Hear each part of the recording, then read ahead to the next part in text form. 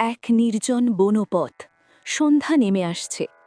শ্রবণ কুমার কাঁধে কাভার নিয়ে ধীরে ধীরে এগিয়ে চলেছেন। দুই পাশে বসে আছেন তার অন্ধ বাবা মা। মা ক্লান্ত কণ্ঠে বললেন, বাবা শ্রবণ, আর কত দূর, শরীরটা আর সইছে না। শ্রবণ মৃদু হেসে উত্তর দিলেন, মা, আর একটু, আমরা প্রায় পৌঁছে গেছি, তুমি চিন্তা করো না। পিতা দীর্ঘশ্বাস ফেলে বললেন, বাবা, তুই এত কষ্ট করছিস আমাদের জন্য, এটা কি ঠিক হচ্ছে? শ্রবণ শান্ত গলায় বললেন, বাবা, এটা কষ্ট নয়, এটা আমার সৌভাগ্য। তোমাদের সেবা করতে পারছি, এর চেয়ে বড় আনন্দ আর কি হতে পারে? কিছুক্ষণ পরে তারা একটি নদীর ধারে পৌঁছালেন। মা তৃষ্ণার্ত কণ্ঠে বললেন, বাবা, খুব জল পিপাসা পেয়েছে, একটু জল এনে দিবে?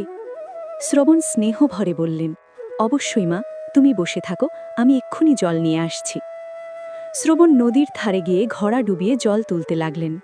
সেই সময় দূরে শিকারে থাকা রাজা দশরথ জলের শব্দে শুনে ভাবলেন, মনে হচ্ছে কোনো পশু জল খাচ্ছে, এক্ষুনি তীর ছুঁড়ি। তিনি লক্ষ্য না দেখেই তীর ছুঁড়ে দিলেন। হঠাৎ একটি আর্তনাদ ভেসে উঠল, আহ!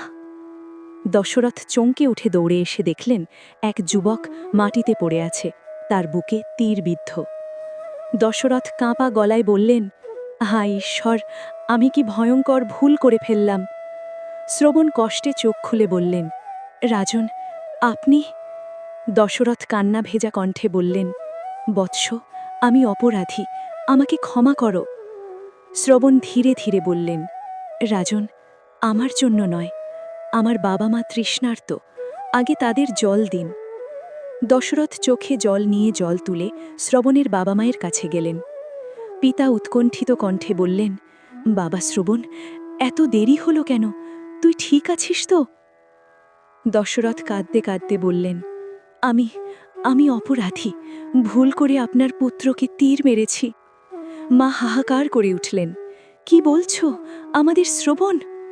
পিতা ভাঙা গলায় বললেন, হে রাজা, তুমি আমাদের সবকিছু কেড়ে নিলে। তারপর তিনি অভিশাপ দিয়ে বললেন, যেমন আজ আমরা পুত্রবিয়োগে কষ্ট পাচ্ছি, তেমনি তুমিও একদিন তোমার পুত্রের বিচ্ছেদে প্রাণ ত্যাগ করবে। সময় বয়ে যায়। অযোধ্যার রাজপ্রাসাদে একদিন দশরথ বিষণ্ণ হয়ে বললেন, রাম, রাম, আমি তোমাকে ছাড়া বাঁচতে পারব না। রামের বনবাসের দুঃখ তিনি সহ্য করতে পারলেন না। ধীরে ধীরে সেই দুঃখেই তার প্রাণ ত্যাগ হল।